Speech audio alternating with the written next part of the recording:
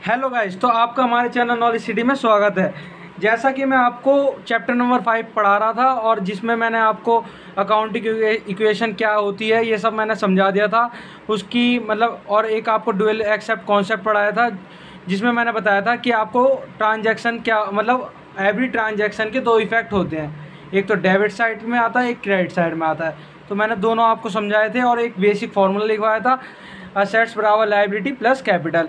जो इसका basic formula है इस चैप्टर का, मतलब ये फार्मूला, इस फार्मूले से मतलब मैंने बताया था कि असेट्स जो बराबर होती हैं वो लायबिलिटी प्लस कैपिटल के, इन दोनों को प्लस करके जो बराबर होगी हमारी असेट्स वो इसके होगी। ठीक है, तो मैं आपको वीडियो नहीं दे पा रहा था काफ़ी समय से क्योंकि मैं गाँव गया हुआ था, कुछ प्रॉब्लम थी, पर अब मैं लगातार आपको वीडियो देता रहूँगा। तो आज से हम स्टार्ट करते हैं चैप्टर नंबर 5, जो हमारा एक वीडियो पार्ट हो भी चुका है जिसमें आपको मैंने एक क्वेश्चन कराया था जिसके थ्रू आप शुरू के 10 क्वेश्चन जो कर सकते हैं बुक के, मैं आपको दिखाता हूँ, एक बार समझा देता हूँ उन क्वेश्चंस को। ठीक है बच्चों, तो मैं समझाता हूँ। What will be effect of the following on the accounting equation, मतलब जो हमारा अकाउंटिंग इक्वेशन का जो बच्चों क्लियर दिखाई दे। तो क्वेश्चन नंबर फर्स्ट आपको खुद करना है घर पे। ठीक है बच्चों, ये मैं आपको समझा देता हूँ क्या है। स्टार्टेड बिजनेस विद कैश, एक बार बताओ उनने कैश से स्टार्ट किया अपना बिजनेस, कितने कैश लगाया उनने? 45,000 रुपये अपना कैश लगाया। तो मैंने आपको क्या बताया था कि हर ट्रांजैक्शन के दो इफेक्ट होंगे। तो पहला क्या होगा उस बंदे का पास, एक तो कैश बढ़ेगा, असेट साइड पे तो कैश बढ़ेगा और कैपिटल बढ़ेगी। तो असेट कैपिटल और क्या बढ़ेगा, और वो बढ़ेगी कैश। ठीक है, तो आप वो जो मैंने आपको वो बनाया था पर्टिकुलर वो फॉर्मेट बनवाया था जो इस क्वेश्चन का, तो उस फॉर्मेट बनाकर आपको ये क्वेश्चन करने हैं। ठीक है बच्चों, और फिर उनने एक ओपन बैंक अकाउंट करा, मतलब एक बैंक अकाउंट खुलवाया, उसने भी डिपॉजिट कर दिया उसमें पैसे, कितने? 4500 रुपये बैंक में अपने अकाउंट में डिपॉजिट कर दिए। तो उसका क्या हुआ होगा, एक इफेक्ट क्या पड़ा होगा, एक तो कैश कम हुआ होगा और क्या उसने उसमें से बैंक में क्या करे होंगे, डिपॉजिट किए होंगे। ठीक है बच्चों, फिर उसके बाद वो goods from mister sons and company for 11,200 की, मतलब उनने मिस्टर सन्स एंड कंपनी से 11,200 के क्या लिए, गुड्स परचेस की। अब गुड्स परचेस की तो उसके दो इफेक्ट हुए होंगे, गुड्स के बदले क्या गया होगा, हमारा पैसा गया होगा। ठीक है, हमारे गुड्स के बदले क्या गया होगा बच्चों, पैसा गया होगा, कैश गया होगा ना, कैश गया, कितना गया होगा 11,200, और उसके बदले हमें क्या मिला होगा, माल। तो हम असेट साइड पे क्या कर देते हैं, स्टॉक बढ़ा देते हैं, स्टॉक बढ़ा के 11,200 लिख देते हैं। ठीक है, और जो कैश में से हम 11,200 को कम कर देते हैं, और जो इसका लायबिलिटी और असेट साइड वो कैपिटल साइड पे कोई इफेक्ट नहीं पड़ता। ठीक है, तो इस टाइप के क्वेश्चन आपको फर्स्ट आपको खुद करना है, सेकंड भी आप घर से खुद करके देखना, क्योंकि जो मैंने आपको क्वेश्चन कराया था उसको एक बार ध्यान से एक बार दोबारा से करके देखना बच्चों, फिर उसके बाद आप ये सब करोगे ना तो आपको बहुत ईजी लगेगा।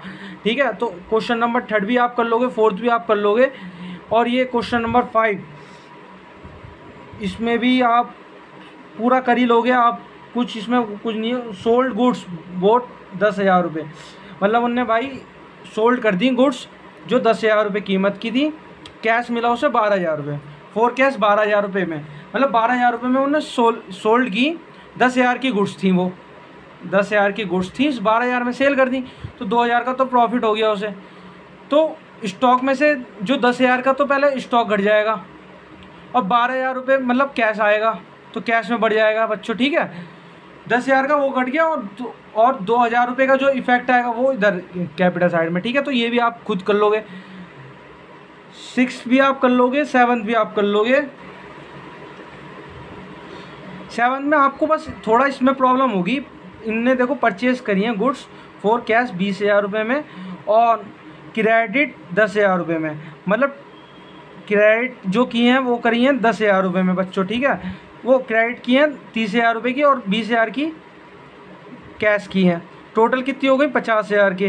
पर क्रेडिट साइड में हम लिखेंगे इसे 30,000 को अलग, और जो कैश में खरीदी है उसको कैश में से कम करके वो कर देंगे। ठीक है, और जो sold goods for cost cash मतलब हमने भाई सोल्ड कर दी गुड्स 10,000 की थी, कितने में बेच दी, अच्छा 10,000 की तो कैश में सोल्ड कर दी और क्रेडिट में 15,000 की कर दी, वो तो एट प्रॉफिट 20%, मतलब इन दोनों का प्लस करके 20% हमें प्रॉफिट हुआ है, तो हम इसका 20% निकाल लेंगे, फिर उसके बाद जो क्वेश्चन को सॉल्व कर लेंगे। अगर आपको अगर नहीं आए क्वेश्चन, अगर नहीं आता है तो एक बार मुझे बता देना, मैं आपको चैप्टर ये करवा दूंगा, ठीक है।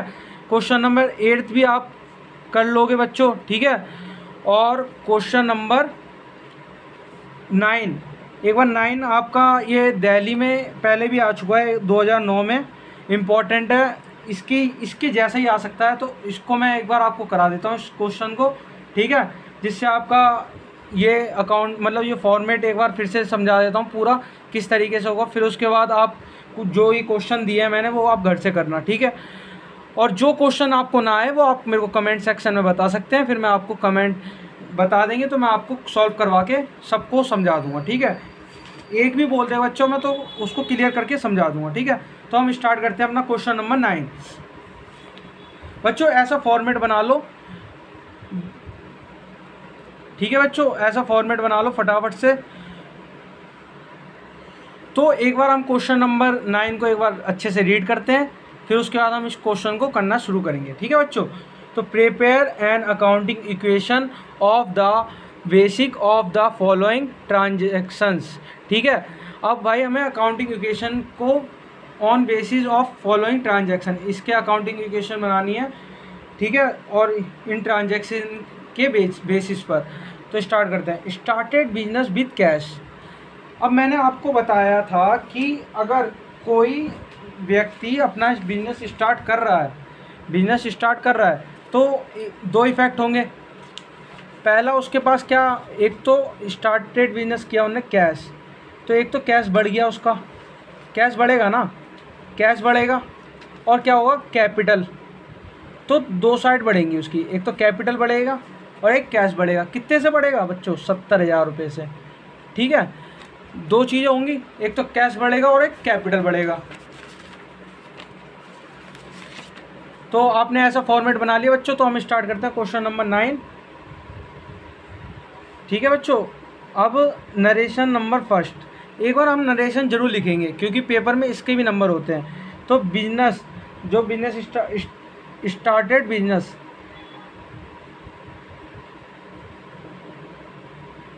विथ कैश, ठीक है बच्चों।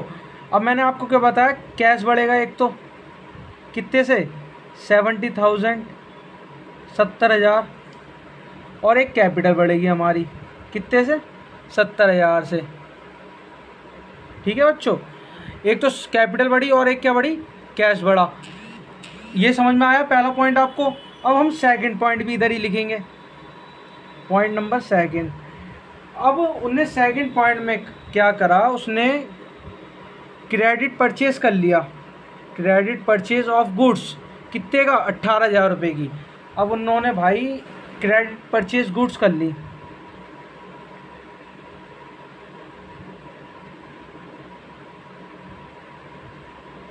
ऑफ गुड्स, ठीक है। तो क्रेडिट में परचेज की, तो अब एक बात बताओ, हमारे एक तो गुड्स का एक अलग से कॉलम बन जाएगा, ठीक है, और हमारे क्या बढ़ जाएंगी, गुड्स बढ़ रही हैं, तो उसको हम गुड्स को हम स्टॉक भी लिख सकते हैं, स्टॉक, ठीक है बच्चों। तो अब हमारा गुड्स बढ़ गई, तो कितने से बढ़ी है हमारी गुड्स, 18,000 से। तो गुड्स के बदले में हमने कुछ दिया तो नहीं, उसे कैश तो नहीं दिया ना, हमने क्या करा, क्रेडिट परचेज की थी। तो हम क्रेडिट साइड पे ही लिख लेंगे बच्चों, क्रेडिटर्स, लाइबिलिटी के ऊपर एक क्रेडिटर्स का एक कॉलम और बना लेंगे, कितने का, 18,000 रुपये का, ठीक है बच्चों, प्लस 17,000। अब मैंने क्या बताया था, ये दोनों एसेट्स बराबर होती है लाइबिलिटी प्लस कैपिटल के। तो ये देखो, अब हम न्यू इक्वेशन बनाएंगे, मतलब एक न्यू इक्वेशन,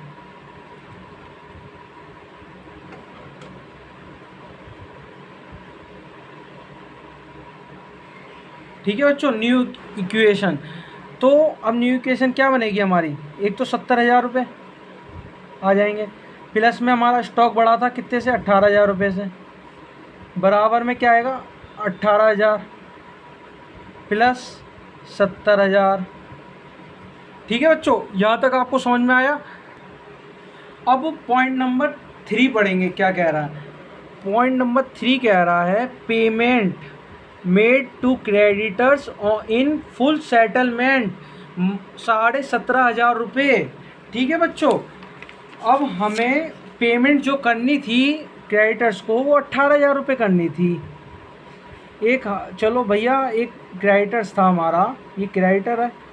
ठीक है बच्चों, अभी भाई क्रेडिटर था, इसने बोला मुझे 18,000 रुपये आपको देने हैं, पर आप 18,000 ना देकर अभी मुझे तुरंत आप 17,500 रुपये दे दो और आप फुल सेटलमेंट कर दो। ठीक है, अगर आप अभी डिस्काउंट में दे दोगे तो मैं आपको ये डिस्काउंट दे दूंगा, मतलब। तो उन्हें 17,500 रुपये में एग्री हो गया। तो जो 500 रुपये का तो इससे फ़ायदा हो गया ना, 500 रुपये का तो इससे फ़ायदा हो गया हमारे भाई, हमारे बिजनेसमैन को 500 रुपये का क्या हुआ, फ़ायदा हो गया, फ़ायदा हो गया। तो 500 को तो ये कैपिटल साइड में लिखेगा और 18,000 को क्या करेगा, ये 18,000 का इनने जो गुड्स था जो वो पेमेंट करी है, ख़रीदी थी, तो 18,000 रुपये की जगह ये 17,500 तो कैश में से कम कर देगा, कैश में से कम कर देगा। ठीक है बच्चों, और 18,000 रुपये को जो इन्हें गुड्स उसमें से क्रेडिटर साइड में से कम कर देगा। ठीक है, तो हम इसको स्टार्ट क्वेश्चन को करते हैं। ठीक है, अब नरेशन फिर से लिखेंगे हम, narration number 3, payment made to creditor in full settlement. ठीक है बच्चों, ये पूरा आप लिखना, ये मैं ऐसे ही छोड़ दे रहा हूँ। ठीक है, यहाँ पे लिखेंगे, एक तो इन्हें कैश में से कम हो जाएगा 17,500 रुपये। ठीक है बच्चों, 17,500 रुपये कम हो गया, और जो हमारे ये क्रेडिटर साइड था ये क्या हो जाएगा, 18,000 रुपये से कम हो जाएगा, क्योंकि 18,000 रुपये की हमने पेमेंट कर दी, क्योंकि उन्होंने बोला फुल सेटलमेंट हो जाएगा अगर आप 17,500 रुपये दे दोगे। और 500 रुपये का इसे क्या हो गया, फ़ायदा हो गया, तो 500 रुपये इसमें ऐड हो जाएंगे। ठीक है बच्चों, और फिर से हम न्यू इक्वेशन लिख लेंगे, न्यू इक्वेशन कर लिया। अब 4th पॉइंट पढ़ेंगे। ठीक है, अब 4th, पहले न्यू इक्वेशन लिख ली, अब उसके बाद हम इनका वो करेंगे टोटलिंग वगैरह। तो ये आपका आएगा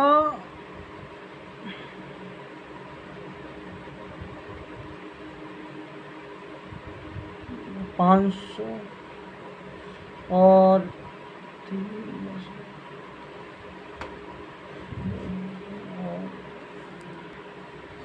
ये आ गया आपका 52,500, फिर क्या आया 18,000 रुपये। ठीक है, फिर उसके बाद बराबर का चिन्ह लगा के ये क्या बचा आपका बच्चों, 0। क्रेडिटर साइड क्या हो गई हमारी, 0, और जो हमारी वो कैपिटल साइड थी वो हो गई हमारी 17,500 रुपये, 17,500 रुपये। ठीक है बच्चों, इसके ऊपर ना ऐसे चिन्ह भी लगा दे करना, जिससे आपका ये क्वेश्चन गलत ना सभी के ऊपर। ठीक है, हो गया। अब उसके बाद न्यू लिखेंगे क्वेश्चन। अब ये 4th पॉइंट पढ़ेंगे हम। 4th पॉइंट कह रहा है हमसे purchase of machinery for cash, 20,000 रुपये। अब भाई परचेज कर ली मशीनरी,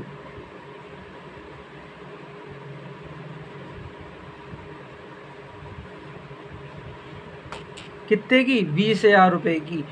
जब 20,000 रुपये की मशीनरी कैश परचेज़ की उनने, तो एक तो हमारा कैश कम हो जाएगा 20,000 रुपये से बच्चों। ठीक है, तो 20,000 रुपये से तो हम कैश कम कर देंगे।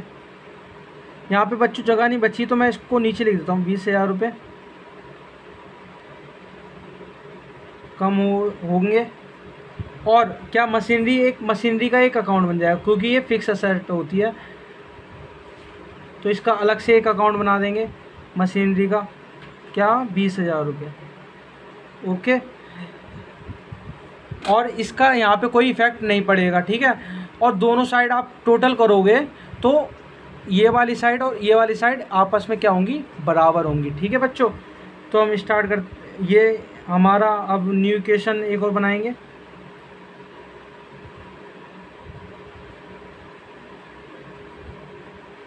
यहाँ पे लिखेंगे न्यू इक्वेशन और लास्ट ट्रांजैक्शन पढ़ेंगे। क्या है लास्ट ट्रांजैक्शन? है हमारी डेप्रीशिएशन ऑन मशीनरी 2,000 रुपये। अब भैया हमने 2,000 रुपये की डेप्रीशिएशन लग गई मशीनरी पे, पर हम पहले इसको करने से पहले हम इसमें ये अमाउंट को लिखेंगे। 32,500 बचा, 20,000 रुपये गए, 52,500 में से 18,000 रुपये की हमारी स्टॉक बचाई था, 20,000 रुपये की हमारी मशीनरी बची थी, और क्रेडिटर साइड हमारे जीरो हो चुके थे, और 70,500 रुपये की हमारी कैपिटल बची थी, ठीक है बच्चों। और फिर उसके बाद 5 पे आएंगे। अब ये 5 नरेशन क्या कह रही है? डेप्रीशिएशन ऑन मशीनरी कितने पे? 2,000 रुपये की। अब 2,000 रुपये की डेप्रीशिएशन लग गई मशीनरी पे, ऑन मशीनरी। अब डेप्रीशिएशन लग गई मशीनरी पे 2,000 रुपये की, तो 2,000 रुपये तो इसमें से कम हो जाएंगे मशीनरी में से, ठीक है। मशीनरी में से 2,000 रुपये कम हो जाएंगे। अब डेप्रीशिएशन लगी तो नुकसान हो गया ना हमारा, तो इसको हम इसमें से अपनी कैपिटल में से घटा देंगे 2,000 रुपये, ठीक है बच्चों। क्योंकि हमारे कैश से थोड़ा लगी है ये चीज़, अलग से ही लगी है, तो हम 2,000 रुपये इसमें से घटा देंगे, ठीक है। फिर उसके बाद हमारा अब हम फाइनल इक्वेशन लिखेंगे। Final equation.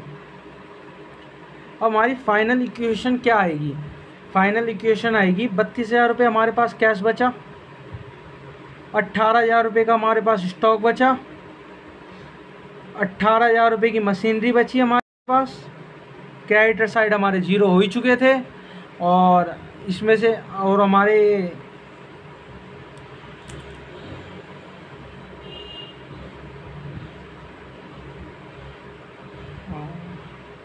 68,500 रुपये की हमारी कैपिटल बची, ठीक है बच्चों। ये हमारी फाइनल इक्वेशन थी। और उसके बाद जो हम अब इसको क्वेश्चन को हम पूरा कर देते हैं फटाफट। तो गाइस कुछ हमारा ये फाइनल इक्वेशन हमारी बन रही थी, कैश बच रहा था 32,500 रुपये, स्टॉक हमारा 18,000 रुपये बच रहा था, और जो मशीनरी की वैल्यू बच रही थी वो भी 18,000 रुपये बच रही थी, और जो हमारी लाइबिलिटी साइड थी वो तो नील थी, और जो हमारी कैपिटल साइड थी वो 68,500 की बच रही थी। कुछ बच्चों इस प्रकार से हम अपने क्वेश्चन को फिनिशिंग दे देंगे आंसर को, ठीक है, मतलब लाइन खींच के, जिससे हमारा आंसर अलग अलग लगे, ठीक है बच्चों। तो आपको उम्मीद करता हूँ आपको सब समझ में आया होगा जो भी पढ़ाया, और आगे मैं बैलेंस शीट बनाना सिखाऊंगा इस क्वेश्चन के बेस पे। तो आप बिल्कुल करके ध्यान से पढ़ें और इस क्वेश्चन को बिल्कुल अच्छे से प्रैक्टिस करें। जो आपको 1 से लेकर 8 तक के क्वेश्चन दिए हैं वो घर से एक बार अच्छे